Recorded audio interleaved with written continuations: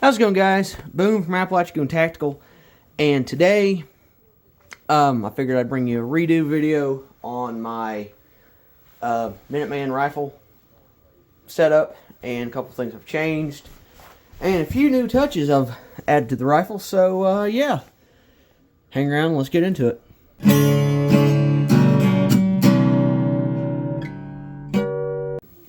Okay, guys, another take at this. So, this rifle, obviously, you guys saw last week on the video I just posted. It's changed a little bit since then. I don't know if you can see it on the camera too visibly, but no, I kind of changed it up a little bit in terms of just after reading the comments and realizing, hey, I was being an idiot. Two things, I'll get to that in just a minute, but the one thing I did is the biggest thing I read in the comments was run a prism optic instead of red dot. I'll get to that in just a minute. And another commenter on the video said that the way I said it as a bottom of the barrel build was, poorly worded, and I agree. I worded that very poorly. I didn't mean to make it come off as this is a piece of shit rifle. It's not. It's not breaking the budget, but it is a very budget-friendly option. You can be, $500-600 into this rifle and still be able to do what you need to do or would like to do. So, to give a brief overview of this rifle, again, it is a PSA Freedom 20-inch upper on a Anderson AM-15 lower. I don't know why I just didn't buy well, I know why. I already had the lower set up from like 2 years ago. Just, been running it since. And I just figured I wanted to go with something that offers a little more range, but gives me the ability to still have a simple rifle that is a, good, just overall good operating system. And a lot of people shit on the carbine systems. Not a lot, but a few people shit on them just because of how violently the gas impulse is coming through the gas tube. But my experience from shooting the rifle length on the carbine buffer, no issues whatsoever. Smooth shooting. Very smooth shooting, as a matter of fact. Gases perfectly. No short strokes. No overgassing. Now, PSA may slightly overgas their uppers, regardless of what they are. Carbine, mid-length rifle. Just to kind of add to that, the cycling, the reliability of the cycling, the operation of the rifle, which it's all dependent on how you have it set up, bolt carrier wise and buffer wise. So get past that, nitride barrel. Now that's a very debated topic. I'll leave for another day, but the consensus I got is if you're not shooting full auto, phosphate barrel with chrome line is a bit overkill. But nitride barrels have a slight advantage from what I've read, or melanite nitride, basically the same process, just different name, maybe slightly different methods. They seem to have a better wear performance and longevity versus a chrome line barrel because the surface of the steel is actually harder than what a phosphate chrome line barrel would be. That's at least from my research. I could be dead wrong with that. You guys can correct me on it. Just don't be a dickhead. Just, if I am wrong, just correct me down in the comments. But I've always had good luck out of nitride barrels. They've always held a good zero. Stupidly accurate, even out to 100 yards. Trying to get this sighted in, I was shooting a little off to the left, but that was just me shooting. This thing has held a super tight group out to 100 yards. I would probably say a 2-3 inch group. Like I said, this is just me shooting. It's probably my fault more than the rifle's fault.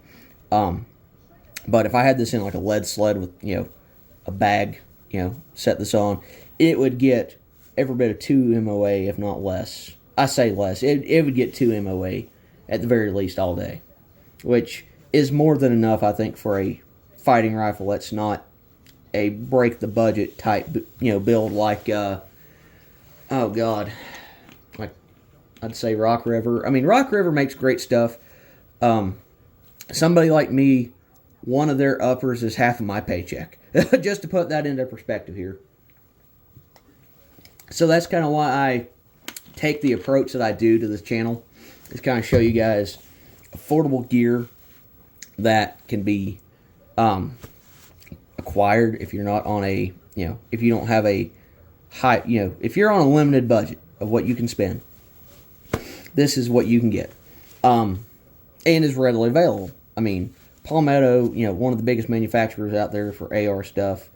Same with Anderson. Magpul is, at like every sporting goods store or gun shop you go to. So you can buy tons of Magpul furniture, accessories, whatever. You can Magpul the shit out of your rifle. But that's besides the point. Anyways, a couple comments saying, hey, what about a prism? Prisms are good, especially if you're having astigmatism.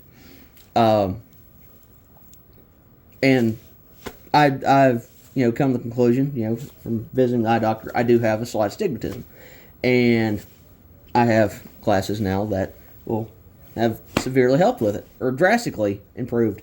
And the prism, regardless of if I have my glasses on or not, that prism is a godsend for anybody that has any eyesight issues, anything of that nature. This thing is amazing. It's rock solid. You don't break the bank with it. I know I say a lot, but it's a solid optic. I mean, you can't really go wrong with it. It has, I think it's got like 2 or 3 night vision settings on it. Spray paint over the damn thing. It's got daylight bright. Let's see. 13's the brightest, so 0.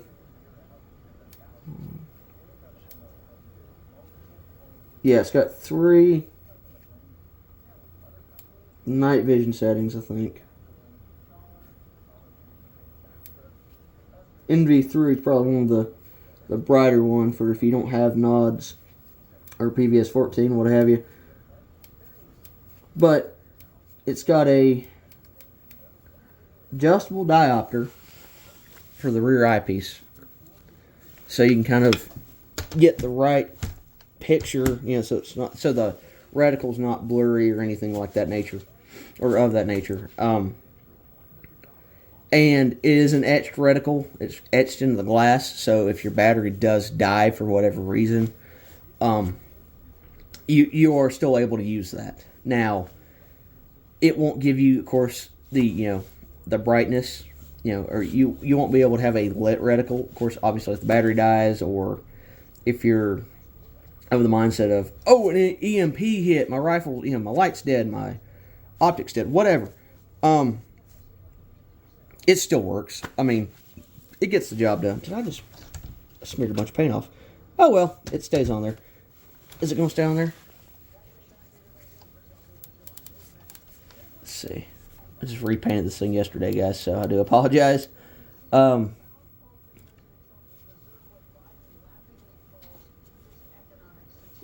it'll stay on, guys. Of course, if it wears off, I'll just repaint the damn thing.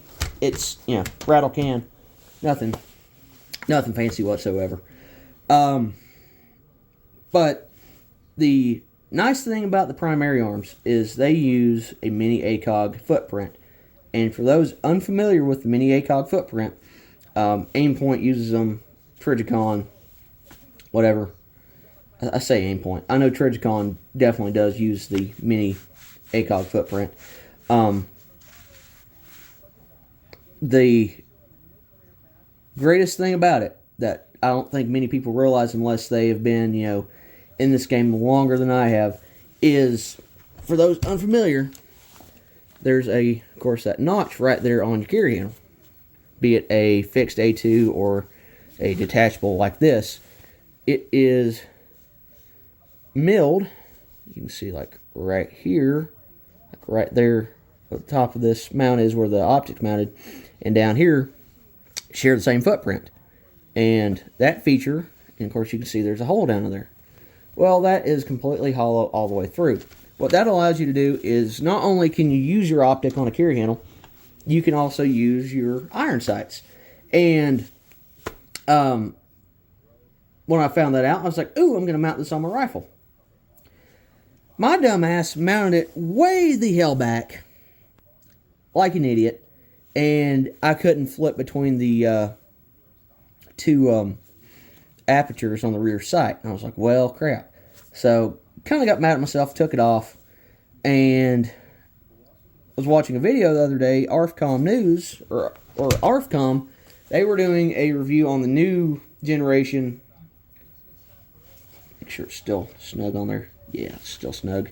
The new gen, or the next generation, second gen, whatever, SLX or GLX 1X Prism. Essentially the same optic. And they mounted it just slightly farther forward like this right here. And I was like, well, I'll be damned. So, went like a bad man, grabbed my Prism, moved it up a hole, that's what she said, and mounted it, and I'll be a son of a gun if it didn't solve my issues, which some people could have been like, oh yeah, idiot, it did fix your issue. Yes, I know, shut up. But,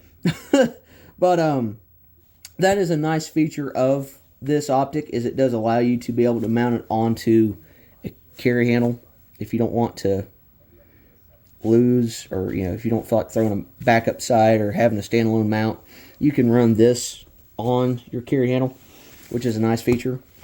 So I updated that. But if you guys haven't watched, well, I should have did this from the get-go. If you haven't watched the video I posted last week, I recommend going to check that out.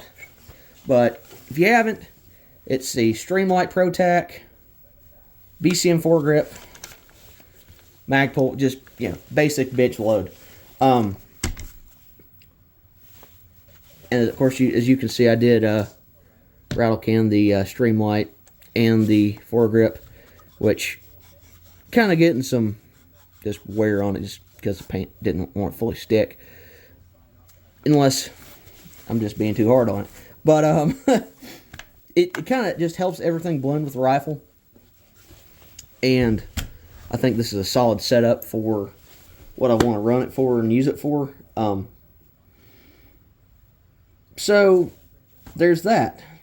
I just figured I'd crank this video out because I said, hey, I'm going to make a redo video on this rifle and just show you guys what I've changed on it. And of course, didn't change much other than respraying it and throwing the Prism on it. But if you want to run a simple rifle that will get the job done, I believe this is probably the best solution, or I say the best, one of the best solutions for a keep it simple, stupid rifle. Using, of course, the KISS method. But just kind of thought I'd bring that to you guys.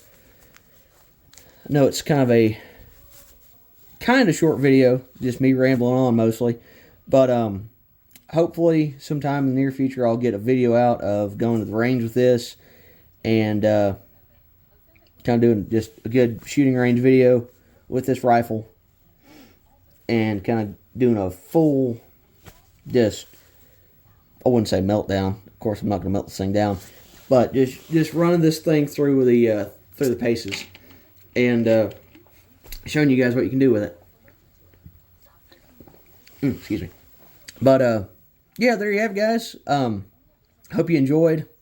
I know this is all my videos are kind of long in terms of the running time, but just sitting down, talking to you guys, just talking you through what I do with it, or what I have done with it, options you can go with.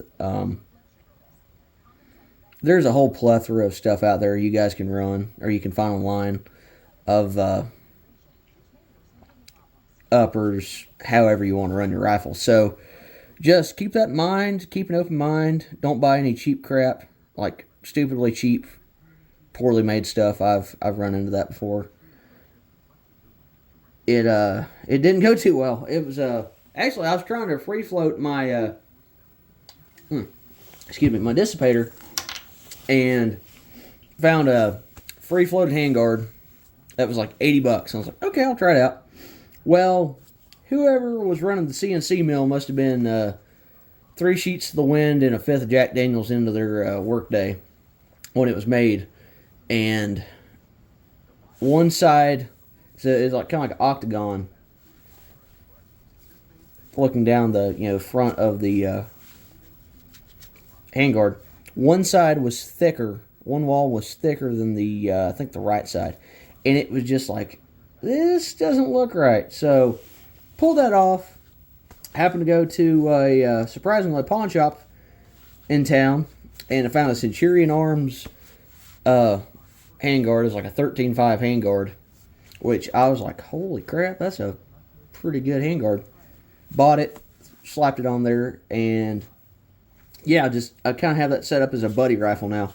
In case, somebody's like, hey, dude, I need a rifle. Okay, here you go. And just run it that way. But, that's, yeah. Still a good running rifle. Solid. Got plenty of rounds through it. Nothing wrong with it. If I wanted to throw the carbine upper on it, I could. Just rattle can the rifle. But, yeah, there you have it, guys. Hope you enjoyed. More videos should be coming down the pipe when I have days off and can convince myself to do it instead of procrastinating. But hope you enjoyed, and as I always say, stay frosty.